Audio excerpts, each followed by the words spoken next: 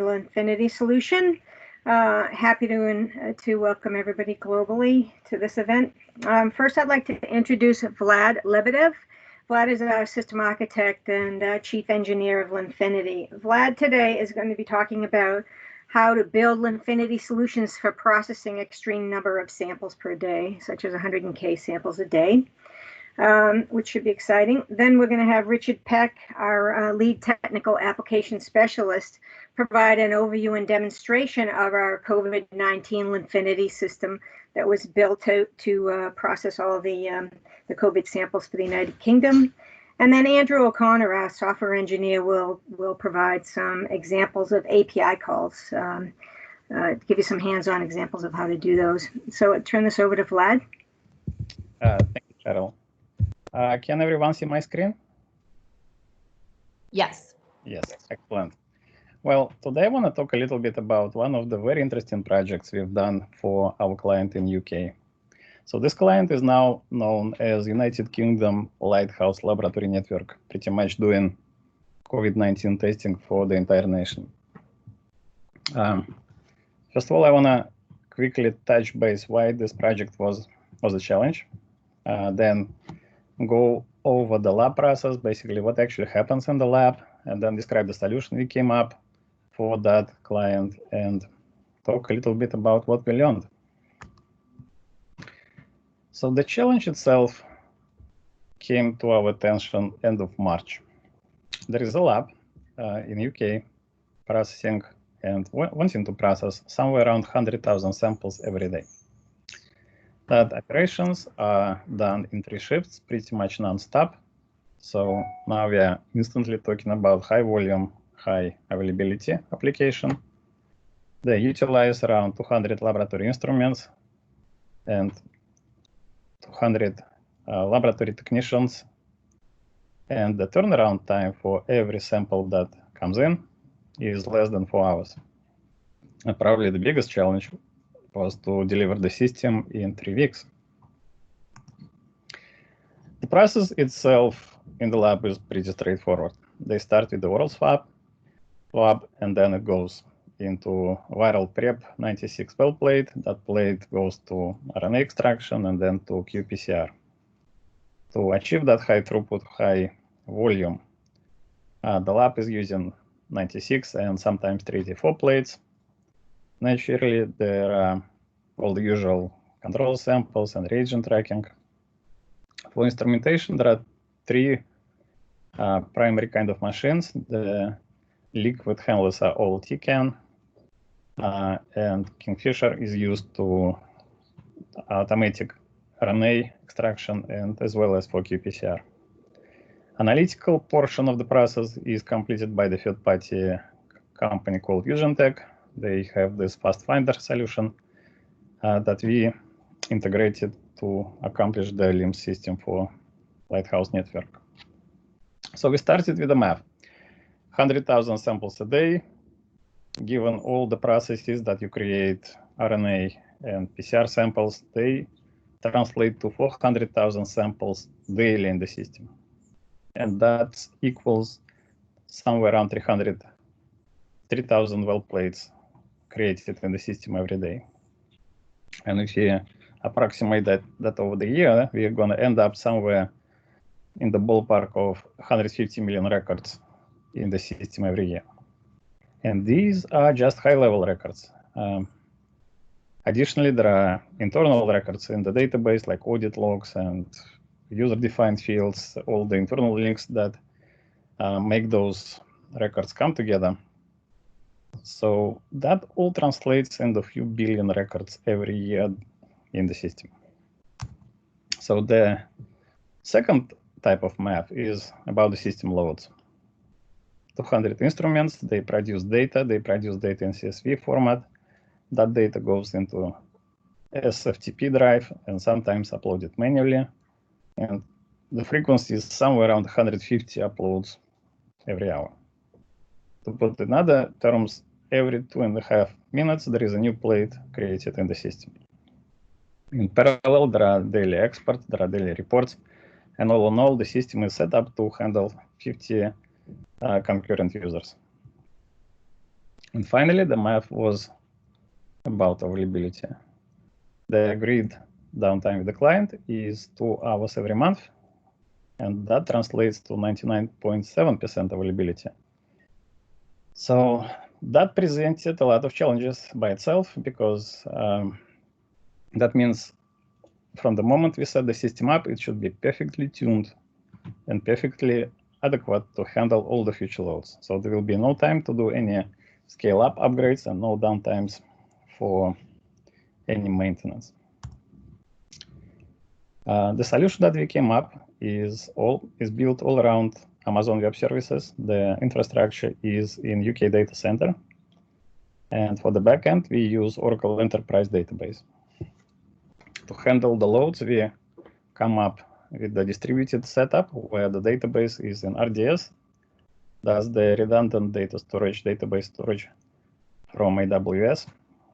And the actual size of that machine is C1D.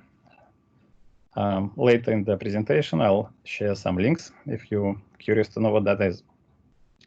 There are a couple of additional EC2 instances doing the processing and naturally all the caching and the usual Elastic file system to serve as the FTP drive. We've done some additional framework improvements that's going to be available in version 7.5 of the platform. The key one is additional support for Oracle Enterprise 18, a little bit faster than it used to be. We fine-tuned what's already been part of the platform, and that's support for distributed setup, meaning there is one application server and multiple worker nodes. So all background jobs, all the background tools, they run on the worker nodes. Every file import, every report generator, all those tools, they're not going to affect the actual application server that is used to interact with the user. We completely reworked the way we fine-tune and optimize database daily. So there is no more downtime for index rebuilding. That unnecessary inconvenience was eliminated and replaced with a real-time database and index optimization. We learned quite a lot from this project. I think lesson number one was that proper infrastructure is the key to solution. The proper infrastructure, everything else become less challenging. I would say that without AWS, this project would not be really possible. Not in 2 weeks, not in 3 weeks. Second lesson, we learned that Oracle is a mighty database. We've done some tests where we scale this up to 500 million samples in the system, and everything works. And the third lesson, that Limfinity is naturally the right tool to deliver such solutions.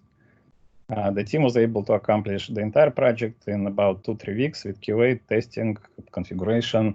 It's a pretty good looking system, very convenient, automated to minimize the amount of time user will interact with the system. All integrations handled behind the scenes. Liquid handlers, they're going to create files in the shared directory. System going to pick those files, do the processing, guide the user to the next step. And realistically, the only time someone have to go into the system is maybe to resolve some discrepancies or look at the statistics, download reports, what's been done daily. And in the end, it's all about the future and the science and humanity. The chart I took from our world and data, that portion represents pretty much when the system went live. And you can see the spike in the number of tests daily. It went from around 7,000 to all the way to 80. And it's going to scale up even more since the Lighthouse network is now growing up. It used to be only one lab. Now I think it's 3 or 4 labs, and they all have identical, similar type of setup. That's pretty much all I've got. You can learn about the Z1D instances if you follow that link, and the link for Lighthouse Lab Networks also available. And I'll be happy to answer any questions.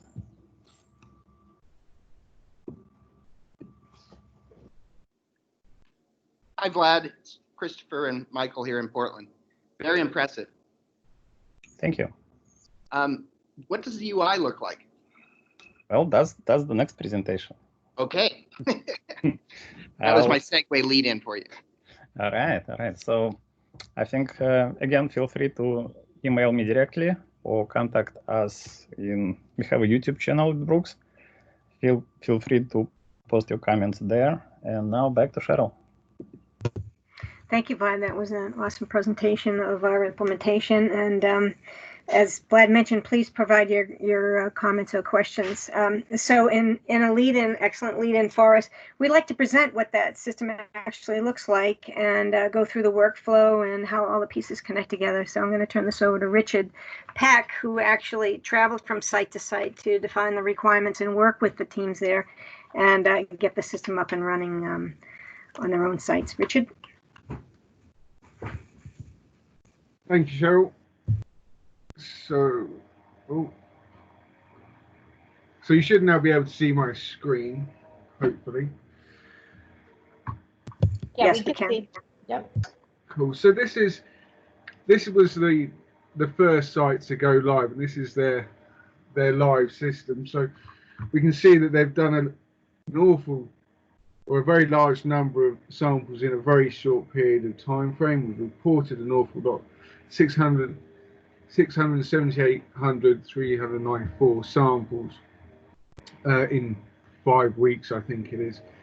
So we've really started to turn things around. So I'll switch over to their dev system now to go through how everything works. I'll just close my window. So while Richard is doing that, I just want to mention there are actually 4 sites operational, all with the capability to process 100K samples a day. Go ahead, Richard. So there's one in Milton Keynes, one in Audley Park, which is in the north of England, one in Glasgow in Scotland, and one in Cambridge, actually at Cambridge University. So as Vlad said, that one of the biggest things here was that if we're dealing with 100,000 samples a day, the throughput is very high. So what we went for is a very simple, very slick process that a user didn't have to log into the system and navigate 10 different screens to get to one place. So we have automated this so that as the samples come off the liquid handler, the file is saved to an SFTP server, and that file is passed, that directory is polled and the file is passed straight up. If for any reason a user had to do it manually, all they would have to do is click browse, select the correct file, and then it will import that file, and it will create a plate that will look like this, so the user can see the information straight away.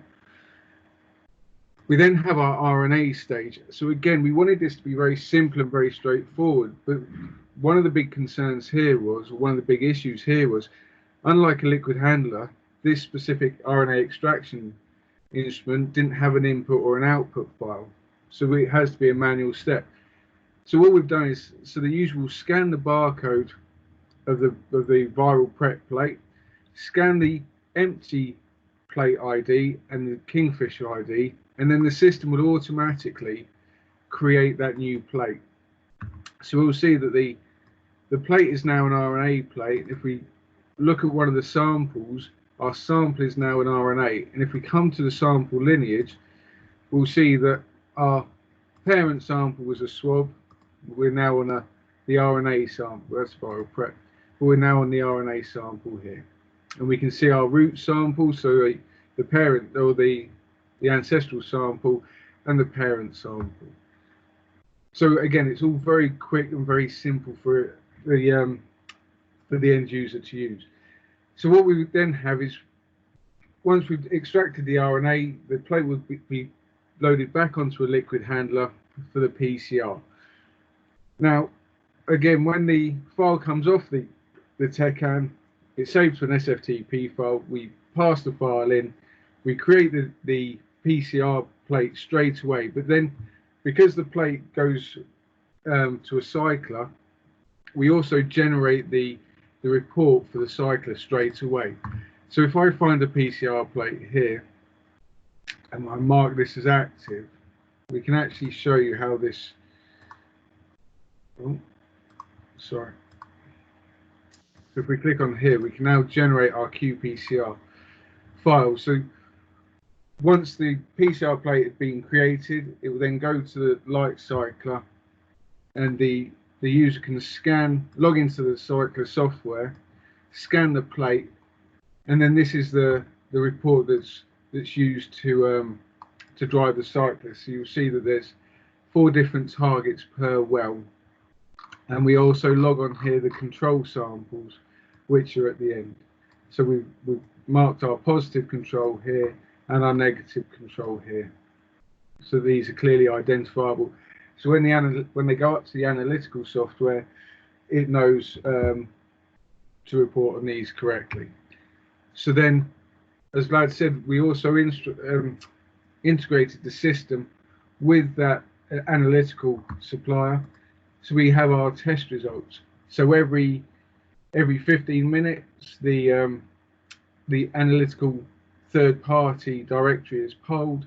We pull down the report, and then the information is presented to the user, so they can come on and log on and see how many voids or exactly what the voids are. So then we generate a report, and this report is submitted to the digital arm of the NHS called NPEX, and this is what's used to drive the text messages that are being sent out to the people who donated the swab. So we're actually driving the text message to be sent back to the person. Now, as we've said, there's 4 different sites. It's Milton Keynes, Audley Park, Glasgow. So of course, when it came time to do the next site, they said we want it exactly the same, but we don't have any liquid handlers for this site. So this created there was a lot we had to think about, and a lot we had to re-engineer in order to get this to work without liquid handlers. And then when we went to the 4th site, they said, oh, so we want it exactly set the same as the other 3 sites. And then on the day or just before we were putting it, they said that they wanted to use 384 well plates, and they wanted to use something else as well. So all through the system, although the customer says that they want it exactly the same as the last person, there were a number of changes and a number of obstacles we had to overcome. But that's an overview of the software and how it works. We've also put in some other features like some data import. So if a user accidentally uploads a plate to the analytical software, we're catching those duplicate results coming back, because what we don't want to have is a person receiving 2 text messages, one to say that their result is positive, and then the next one to say it's void or it's negative. So we're actually catching those duplicates as well. So we'll see here that a test that exists for this person. And that's pretty much it for myself. Any questions?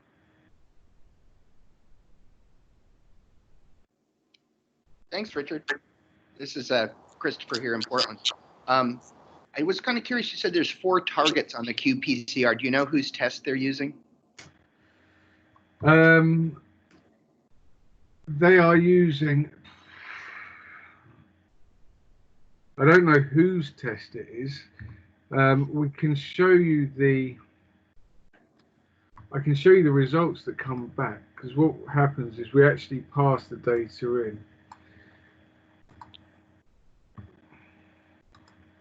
So this is an example file. So I think there's MSA and a number of other. Let's bring this a bit bigger. So we actually have the file that comes back. So we've got the different channels. So it's OR F1 lab, and then there's the N gene, S gene, and then the MS2 here. Got it. So I think it's the MS2 that we're looking at. It tells us if it's positive, but I'm not entirely sure. We developed one here too, and that's the reason I was asking it. If it was in-house or something that they had done externally. I know it's the same across all the sites, and I know they've started to make some of the reagents in Glasgow in Scotland. So, but other than that, I'm not entirely sure, to be honest.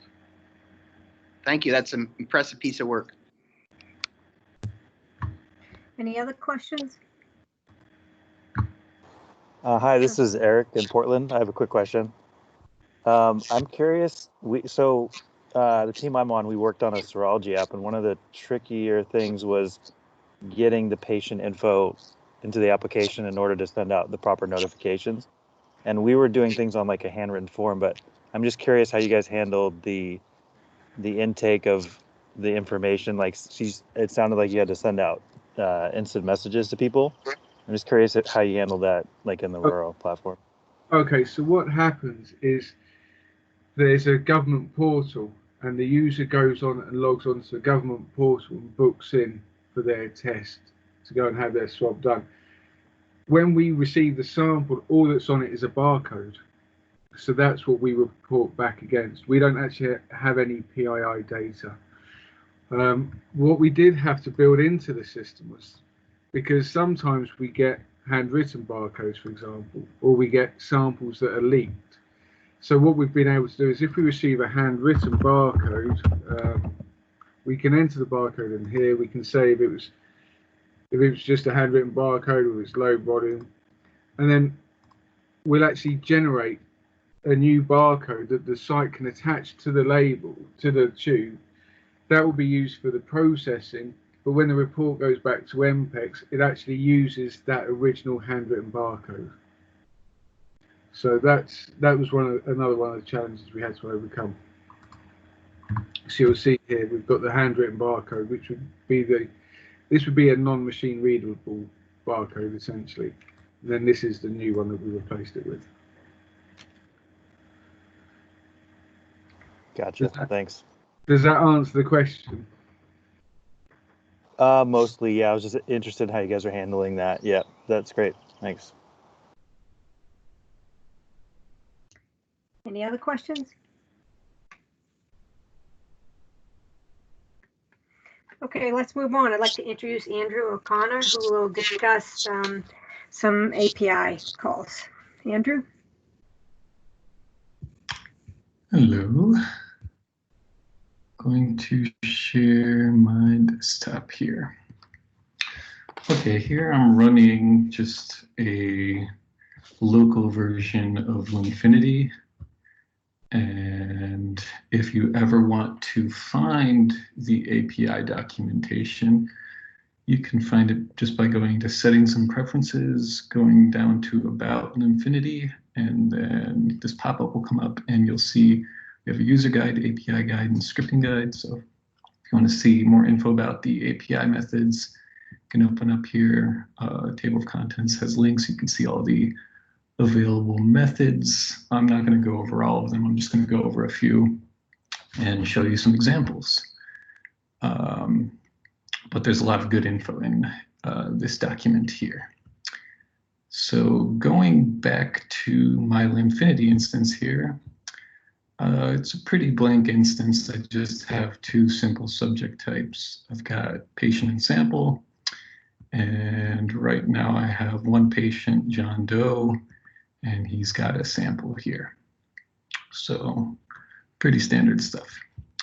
So one of the most common things clients have asked us is how to import data into Limfinity, say from an external service. And one of the ways of doing that is through our API. So let's add a little bit of data here. I'm going to create a couple patients just using one of our API methods. Here I'm using a program that just constructs different requests. So I've got a post request. I'm hitting the API. I have an API user here with their login credentials. I'm calling the import subjects method, which is actually on the back end the same as this import subjects front end thing, but this example, we're importing data from some external service, so we don't have access to that front end. So this can all be achieved through scripting. And so you can see I have some JSON data. I'm saying I'm importing some patients. I've got a name, and I've got the state that I want to place that subject in. So just an array of objects. So right now we only have, remember, one patient, John Doe. So let's add these two new patients, Jane Doe, Thomas Cook. So we're going to send. So we get a result back that says 2 records were successfully imported. So if I come back here, refresh, you can see I have my new patients. They're in the correct state. So this can be done with large amounts of data. And it's pretty handy. So one of the other handy methods is just called subjects, and it gets you information about subjects. So I can have a request here, for example, where we're querying for subjects, and we can pass it a query. So I want to know everything that's been created by the API user. So I've got 2 subjects, right? The ones I just created, Jane Doe and Thomas Cook. And you can have sort, you can have limits. If you have lots of data, you can limit it to a certain number of records. You can have an offset, say you want to create paginated data, or you're chunking your requests to not bog down your Limfinity instance. So here I'm just sorting by the name. So we've got Jane first and Thomas second. But I can easily change this. So I want to know every patient that wasn't created by this API user. So we've got our original John Doe subject. If we hit that query, and this information has lots of handy stuff like who, when it was last updated, the samples on it, the UDFs, barcode, all that good stuff.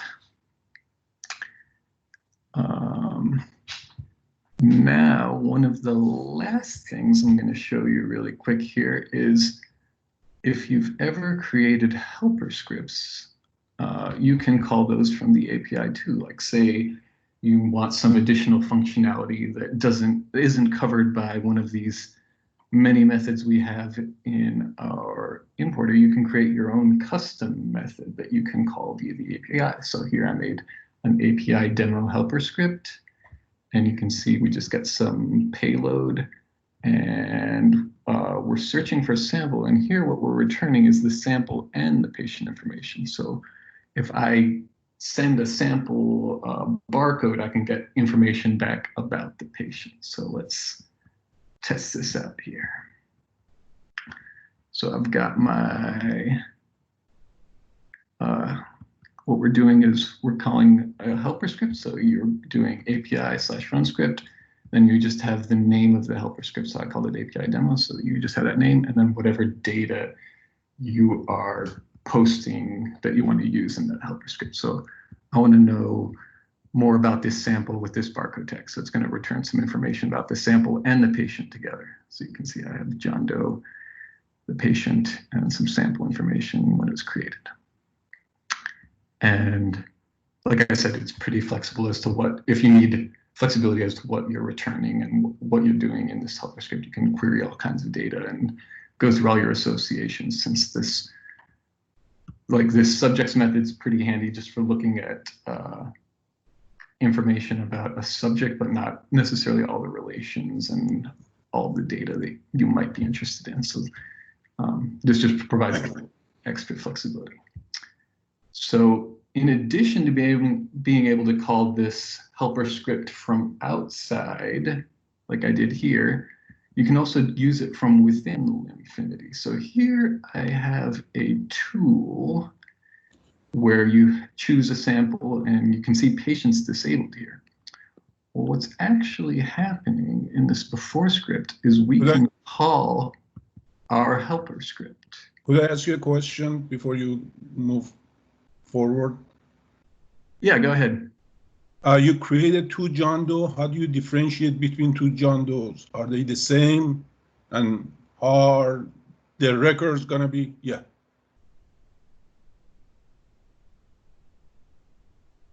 Oh, Jane Doe. Okay. Thank you.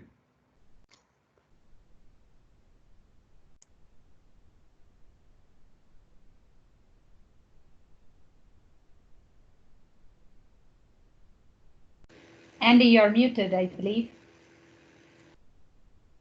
Thank you. Yeah, so John and Jane Doe, they're slightly different. So coming back to here, this tool, what I'm actually doing is I'm calling my API script in the JavaScript here of this before script. So you can see I have this React method, and it's saying when this value, this sample changes, I want to call my helper script, and I'm going to send that parameter there, and we're going to get some patient back because that's what this returns. So like this can be very useful for constructing something where you want to get related information here in this form. So basically, when I choose a sample here, you can see the patient gets automatically populated just using the data that's coming back from my custom API request.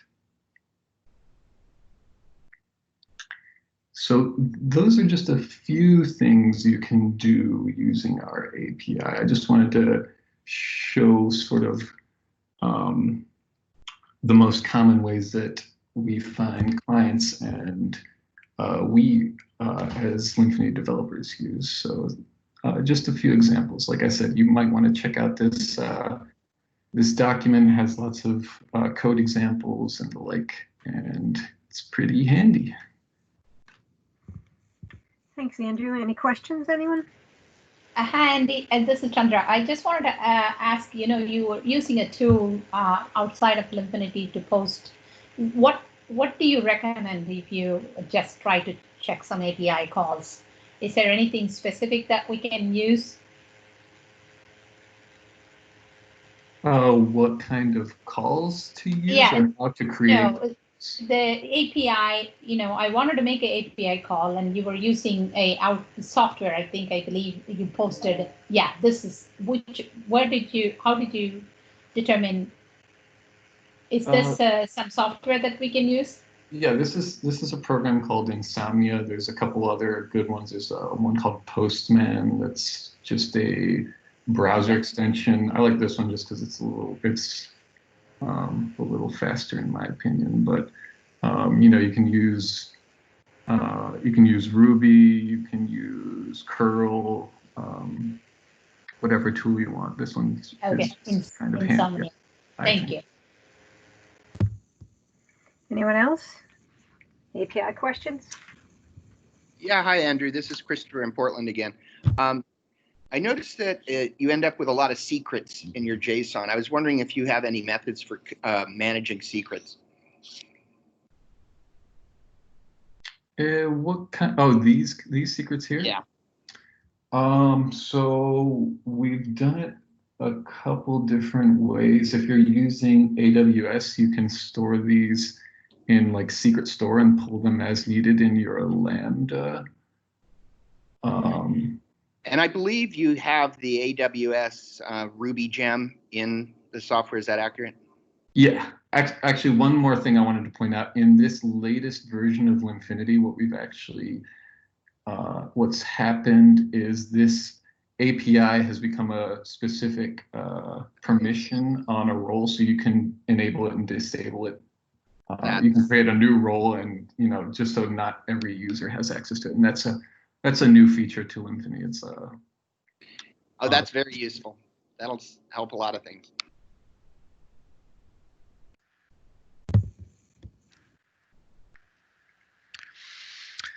Hi, this is David Adams. I was just wondering, we're still in the process of migrating from 6 to 7, but if we wanted a script that would periodically download data from a site and upload it into Limfinity, it sounds like the best way to do that, rather than having a scheduled script inside of Limfinity, would be to have a program outside of Limfinity that went and gathered the data and then posted it in or transferred it into Limfinity. Is that correct?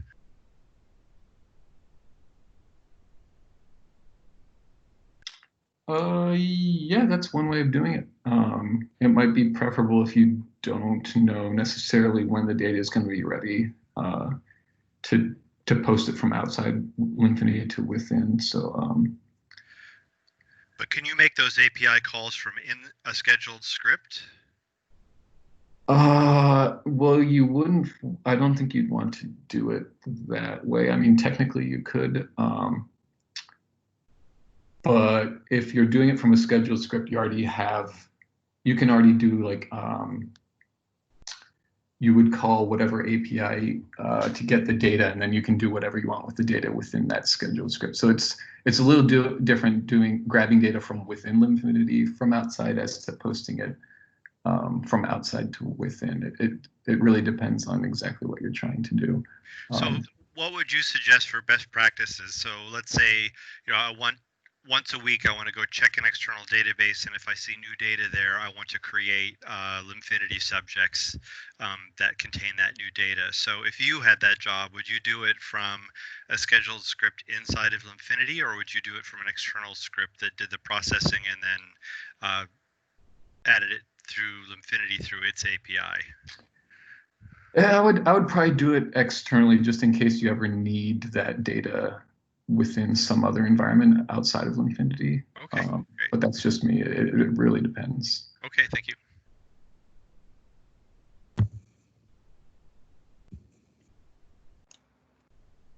Anyone else? If it's not out of the scope of your presentation, could you show an error handling use case? The best example would be when my eyes defeated me, seeing Jane Doe as John Doe, and create the same username. And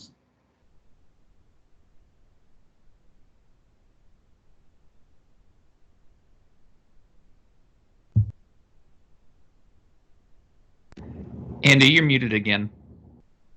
Oh yeah, thanks. So I just changed this to John Doe, tried to import again. You can see the response here changed from true to false, and you can see it gives you a nice little error message. And so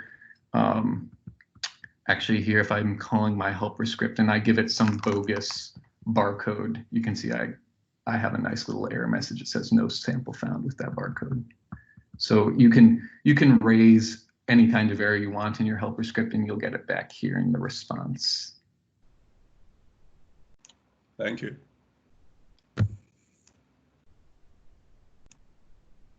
Sorry, Andy. So that's also depends on the subject constraints as well, right? So patient can have a same name. Yep, that's right.